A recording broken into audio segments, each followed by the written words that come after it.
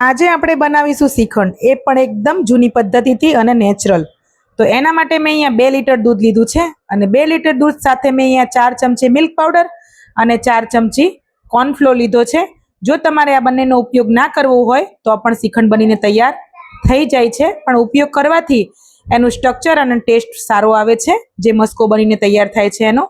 તો સર્વપ્રથમ આપણે ગેસની ફ્લેમ ચાલુ કરીશું અને દૂધને ગરમ થવા મૂકીશું. તો દૂધ આપણું ગરમ થઈ ગયું છે અહીંયા. તો થોડુંક આપણે મિક્સ કરતા જઈશું અને ચલાવતા જઈશું. તો દૂધને આપણે હવે નીચે ઉતારી લેવાનું છે. દૂધ સરસ આપણું એક ઉભરો આવે એટલું થઈ ગયું છે. તો દૂધ આપણું રૂમ ટેમ્પરેચર થઈ ગયું છે હવે. તો અહીંયા 1 લીટર દૂધ હોય તો 2 ચમચીનો ઉપયોગ કરવાનો છે, 2 ચમચી મિલ્ક પાવડરનો અને 2 ચમચી કોર્નફ્લોરનો. પણ મેં અહીંયા 2 લીટર દૂધનો ઉપયોગ કર્યો છે, જેથી કરીને હું અહીંયા 4 ચમચીનો ઉપયોગ કરું છું, જે પરફેક્ટ રહેશે. તો અહીંયા આપણે કોર્નફ્લોર પણ એડ કરી દઈશું. આ રીતે દહીં બનાવવાથી જે દહીંનો મસ્કો બનીને તૈયાર થાય છે શ્રીખંડ માટે, એકદમ સારો બને છે અને બિલકુલ પાણીની માત્રા પણ નથી રહેતી અને સરસ કડક બનીને તૈયાર થાય છે. અહીંયા આપણે મેળવણ માટે ઘાટું ઘરે બનાવેલું દહીં છે. આની રેસીપી જોઈતી હોય તો હું સ્ક્રીન ઉપર આપી દઈશ, લિંકને શેર કરી દઈશ. તો હવે આપણે ઢાંકીને મૂકી દઈશું ઓવરનાઇટ માટે. તો ઓવરનાઇટ થઈ ગઈ છે, તો આપણે દહીંને ખોલીને ચેક કરીશું. તો સરસ મજાનું દહીં તમે જોઈ શકો છો, બિલકુલ પાણી નથી રહ્યું અને એકદમ કડક દહીં બનીને તૈયાર થયું છે આ ટાઈપનું. તો હવે આપણે એક મિક્સિંગ બાઉલ લઈ લેવાનું છે, આવું ઊંડું હોય એવું લેવાનું, ઉપર જાળી મૂકવાની છે અને અહીંયા કોટનનું કપડું હોય અથવા તો દુપટ્ટો હોય એવો રાખી દેવાનો છે આપણે, જે આસાનીથી પાણી નીતરી જાય એવું લેવાનું છે. આ ટાઈપનું હું અહીંયા મલમલનો દુપટ્ટો લઉં છું.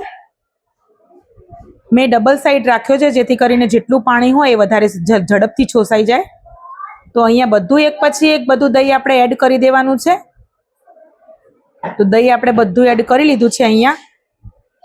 હવે આપણે આવી રીતે વચ્ચે વચ્ચે કટ લગાવી લઈશું, કેમ કે દહીં આપણું એકદમ ઘાટું બનીને તૈયાર થયું છે. તો આવી રીતે મિક્સ કરવાથી બધું પાણી નીચે નીતરી જશે, એક્સ્ટ્રા હશે બધું. અને હું ચારે છેડા હવે ભેગા કરીને તમને વિડીયોમાં બતાવીશ કે જુઓ કેટલું ઝડપથી પાણી નીતરી રહ્યું છે અહીંયા. અને આ રીતે આપણે ફોલ્ડ કરી દેવાનું. જુઓ કેટલું પાણી ફટાફટ, આપણે કોટનનો દુપટ્ટો હોય તો આસાનીથી ફટાફટ નીતરી જાય છે. અને તમારે ઇન્સ્ટન્ટ શ્રીખંડ બનાવવો હોય તો એ 4-5 કલાકમાં બનીને રેડી થઈ જાય છે. પણ આપણે એકદમ જૂની પદ્ધતિથી પ્રોપર રીતે બનાવવાના છીએ, એટલે આપણે 4-5 કલાક નહીં પણ ઓવરનાઇટ આને રાખીશું. આને આપણે ફ્રીજમાં રાખવાનો છે, બહાર નથી રાખવાનો, નહીંતર આપણું દહીં ગરમીના કારણે ખાટું પણ થઈ શકે. તો આપણે અત્યારે થોડી વાર આપણે એને 2 કલાક માટે બહાર રાખીશું, પછી આપણે એને ઓવરનાઇટ ફ્રીજમાં મૂકી દઈશું. તો ઓવરનાઇટ થઈ ગઈ છે, તો આપણે ખોલીને ચેક કરીશું. તો તમે જોઈ શકો છો એકદમ કોરો આપણો બેઝ બનીને તૈયાર થઈ છે શ્રીખંડનો. અહીંયા મસ્કો બિલકુલ પાણીની માત્રા સહેજ બી નથી રહી. તો આવું આપણે જોઈએ રેડી. તો હવે આપણે મિક્સિંગ બાઉલ લઈને ફરીથી આપણે આવી ચારણી લઈ લેવાની છે અને મસ્કાને લઈને આપણે આવી રીતે ગ્રેટ કરવાનો છે. બિલકુલ તમે જોઈ શકો છો વિડીયોમાં, બિલકુલ પાણીની માત્રા નથી. તો આ ટાઈપનો મસ્કો હોય ને તો શ્રીખંડ એકદમ દાણેદાર, એનું સ્ટ્રક્ચર પણ સરસ ને ટેસ્ટમાં બેસ્ટ લાગે છે. તો તમે જોઈ શકો છો એકદમ ઝીણી ઝીણી સેવ જેવું બનીને તૈયાર થઈ ગયું છે અહીંયા. બિલકુલ પાણીની માત્રા નથી રહી. આ રીતનું હોય તો શ્રીખંડ એકદમ સારો બને છે.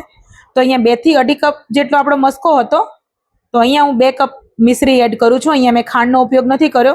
જો તમારે ખાંડનો ઉપયોગ કરવો હોય તો પણ તમે કરી શકો છો, પણ મેં અહીંયા ઉનાળાના કારણે વધારે હેલ્ધી થાય એના માટે થઈને મેં ધાગાવાળી મિશ્રીનો પાવડર એડ કર્યો છે. મેં અહીંયા એને પીસીને રેડી કરી લીધેલી છે. તો આપણે મિક્સ કરીશું. ધીરે ધીરે આપણે લગાતાર હલાવતા રહેવાનું છે, મિક્સ કરતા રહેવાનું છે, જેથી કરીને આપણે મિશ્રીનું પાણી છૂટશે, દહીં સાથે ભળશે એટલે એકદમ ક્રીમી સ્ટ્રક્ચર બનીને તૈયાર થશે. અહીંયા મેં 1 મોટી ચમચી ઇલાયચીને મિશ્રી સાથે પીસી લીધી હતી, તો એ પણ એડ કરી દીધું છે. અને થોડુંક આપણે વેનીલા એસેન્સ એડ કરીશું, ઓપ્શનલ છે, તમારે કરવું હોય તો જ કરવાનું, સ્કીપ પણ કરી શકો છો. અને લગાતાર આપણે આને મિક્સ કરતા રહીશું જ્યાં સુધી એકદમ ક્રીમી સ્ટ્રક્ચર ના થઈ જાય ત્યાં સુધી આપણને મિક્સ કરતા રહીશું. તો આપણે લગાતાર મિક્સ કરતા રહેવાનું છે. થોડોક સમય લાગે છે પણ ટેસ્ટમાં બેસ્ટ લાગે છે. મહેનત કરેલી ફળી જાય છે આપણી. અને બહારથી આપણે શ્રીખંડ લાવીએ ને તો 2-3 ચમચી ખાઈએ ને તો ખાંડ બહુ વધારે એડ કરેલી હોય છે.